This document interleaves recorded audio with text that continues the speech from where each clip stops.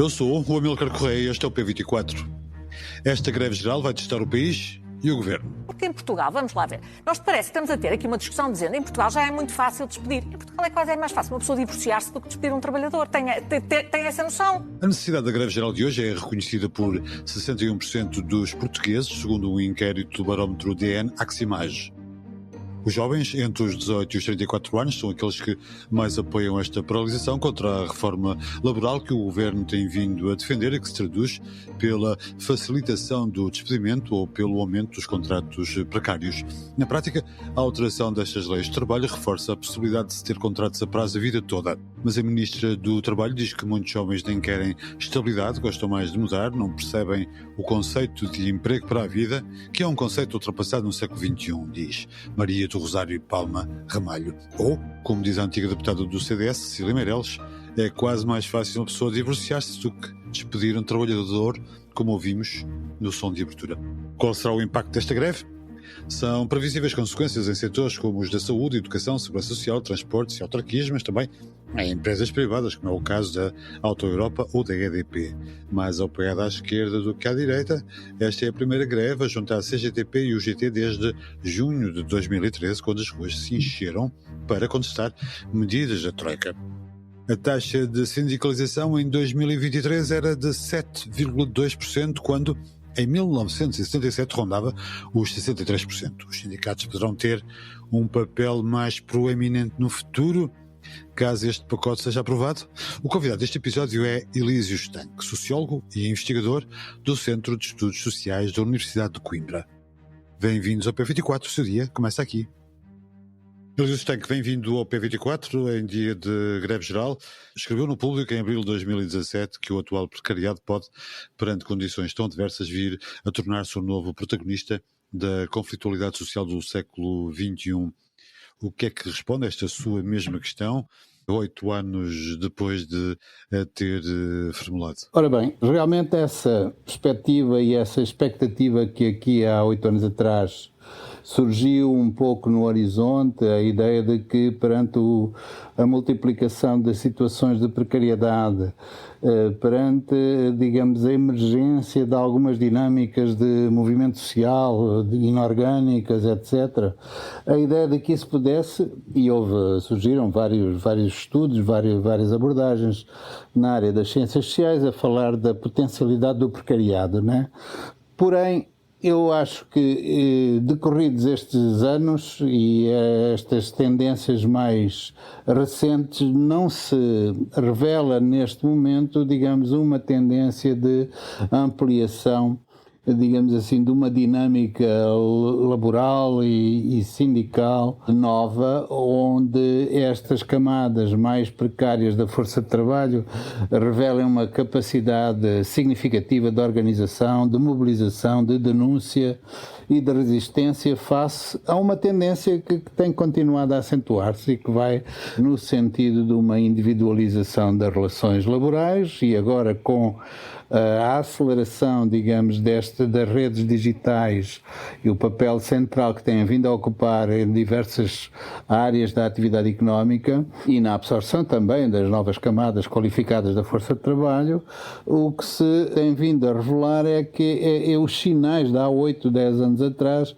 estão a agudizar-se e não é claro que a nova potencialidade oferecida pelas redes sociais e pelo campo digital se reflita também na capacidade de resistência e de organização da força de trabalho. É verdade que existem alguns exemplos no mundo, por exemplo, eu estive recentemente no Brasil durante uma temporada larga e existem lá alguns casos, digamos, em que os trabalhadores da Uber, das plataformas e da oferta de fornecimento de alimentação a domicílio, etc., os chamados motoboys, começam a organizar-se e a oferecer, digamos assim, uma linguagem crítica ao lado dos sindicatos, mas não se pode dizer, creio eu, nesta altura que exista ou que esteja a emergir, digamos assim, uma espécie de proletariado do século XXI digamos, com base nestas novas camadas da força de trabalho mais precarizada e mais individualizada e em grande medida ligada a estes meios digitais de oferta de ocupação profissional. Portanto, digamos assim, o novo protagonismo não é suficientemente poderoso. Pelo contrário, o que temos assistido, como vocês sabem, é que, digamos, há um fortalecimento, digamos, das influências e das linguagens mais antissindicais, mais indiferentes a políticas sociais inclusivas, mais de oposição àquilo que foram as bandeiras e os valores do campo da esquerda de um modo geral, que foram aqueles que durante, enfim, mais de um século até tiveram uma ligação direta com a atividade laboral e com o campo sindical, mas nos últimos tempos tem-se assistido a uma ascensão, digamos, dos novos grupos com uma narrativa e um discurso mais individualista, nacionalista até, e a apontar para uma inclinação à direita e até à extrema-direita, portanto, coisa que digamos assim, é exatamente o oposto daquilo que alguns setores aqui há 10, 15 anos atrás esperariam que estas novas camadas precárias pudessem protagonizar em termos de isso vir a contribuir para um revigoramento ou para uma até reinvenção, digamos assim, das formas associativas e organizativas do campo sindical. Portanto, o que se assiste é uma continuação da fragilidade desse setor, do sindicalismo, e uma aparente incapacidade da sua própria, de se fazer, do próprio campo sindical fazer a sua, digamos, o seu balanço, a sua autocrítica e inventar formas de captar, de se aproximar e de mobilizar estas novas camadas. Portanto, os exemplos que existem e que eu detectei, existem na América Latina também, existem um pouco na Europa também, mas são, creio eu, formas mais ou menos residuais, onde eventualmente poderá no futuro vir a acontecer alguma coisa nova que possa ajudar a que um novo sindicalismo, mas inclinado, digamos, orientado para uma lógica mais progressista e emancipatória, etc., possa vir a crescer. Neste momento, os sinais mais fortes não me parece que estejam a apontar nesse sentido. Este pacote laboral, caso seja aprovado, terá a tendência a aumentar a conflitualidade? Neste cenário, paradoxalmente, os sindicatos podem ganhar aqui outra preponderância?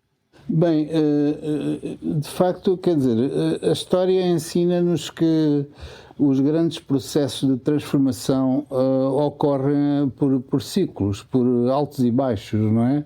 E provavelmente no que diz respeito a esta capacidade das classes subalternas e das classes trabalhadoras poderem responder de uma forma a oporem-se com algum sucesso àquilo que são as medidas impostas pelo poder dominante, a história mostra-nos que depois de se bater no fundo pode surgir alguma coisa de novo e inovadora no horizonte. Quer dizer, no século XIX os trabalhadores reagiam, digamos, a uma exploração violentíssima, queimando fábricas, tentando destruir os equipamentos e as máquinas.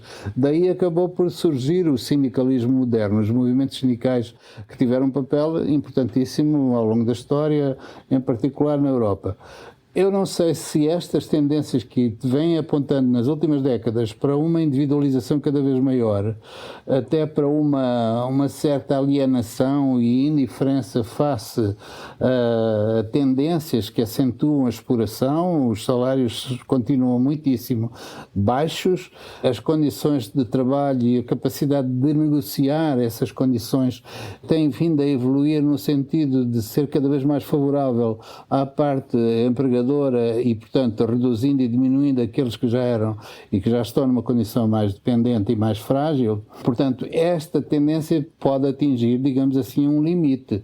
E se estas medidas agora propostas por esta proposta que está em cima da mesa, não é? que vão no sentido de agravar, em muitos aspectos, as condições de trabalho, não é? Facilitando despedimentos, quer dizer, restringindo aquilo que eram mecanismos de defesa, por exemplo, no caso de um despedimento ilícito, etc., diminuindo as condições de apoio a situações de parentalidade, a questão do banco de horas individual, portanto, alargando os horários de trabalho e recorrendo ainda mais a lógicas de subcontratação, outsourcing, etc., para substituir trabalhadores despedidos. Isto, obviamente, no seu conjunto, contribui para uma fragilização muito maior ainda das condições de trabalho. O que isto pode ou não representar em termos de uma potencial resposta conflitual é uma questão em aberto, que nós não podemos adivinhar, não podemos saber, mas o que pode acontecer em situações desta natureza é que reações mais radicais e mais inorgânicas, porventura, não é? Podem aparecer de facto no horizonte, não é? À semelhança daquilo que aconteceu há 200 anos atrás. Primeiro começa-se com uma resposta mais ou menos dispersa, inorgânica, radical e aparentemente sem grande rumo no sentido político. Mas isso pode, mais tarde, vir a contribuir para fortalecer e para revigorar novas propostas e novos programas de luta social. A taxa de sindicalização tem vindo a diminuir em Portugal, situou-se hoje nos 7,2%. Os sindicatos têm alguma responsabilidade nesta descida, por um lado, e essa descida é irreversível? Pois é, isso que estamos aqui a conversar. Eu não temos a certeza se essa descida é irreversível. E a Europa aqui pode eventualmente reafirmar-se como um modelo de referência, tal como já foi no passado, após a Segunda Guerra Mundial. Ou seja, a capacidade do diálogo social voltar a ocupar, digamos, um papel central na vida, no equilíbrio das sociedades e na coesão do tecido social no seu conjunto. Se essa estratégia ou se essas opções puderem vingar, isto é, se no fundo, se os valores de uma Europa da coesão social, de uma Europa do diálogo social, de um modelo laboral onde os três principais forças e representações, não é? O trabalho, os investidores e o capital e o Estado, reconhecerem cada um por seu lado, reconhecerem a necessidade de dar continuidade ao diálogo social na busca de consensos que garantam a coesão da sociedade, que fortaleçam, digamos, os corpos intermédios da sociedade.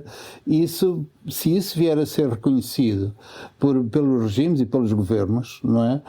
Pode vir a reinventar-se, de facto, uma nova geração, digamos assim, de estruturas do associativismo laboral e, portanto, o sindicalismo pode ter aí um papel decisivo. Porém, eu não acredito é que seja o mesmo sindicalismo que está nas nossas raízes da modernidade, com sede principalmente na velha indústria, nos polos de grande concentração operária. Isso não vai voltar a acontecer porque hoje a força de trabalho está imensamente mais dispersa, mais desligada.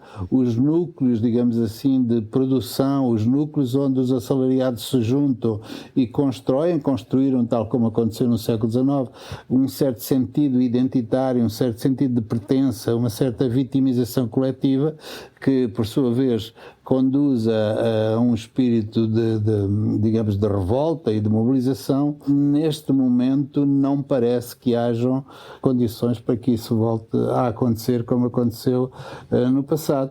Mas a sociedade tem a sua capacidade, digamos assim, de se regenerar. Eu quero acreditar que os equilíbrios, ou melhor, os desequilíbrios sociais, as polarizações que neste momento estão a acentuar-se muito rapidamente, hão de atingir o seu limite, não é? Porque senão há o risco iminente de um deslaçamento generalizado da sociedade e não há nenhum regime, nem nenhuma economia que consiga subsistir com um panorama em que se volta a novas formas de escravidão e de exploração no trabalho, como aliás já existem também bolsas onde esses cenários começam a ser preocupantes, e o combate que lhes é dedicado também me parece ainda pouco eficaz da parte das instituições que velam pelos direitos humanos e pelo respeito pela lei do Estado de Direito. Elísio Steck, foi um prazer tê-lo aqui no P24. Um grande abraço.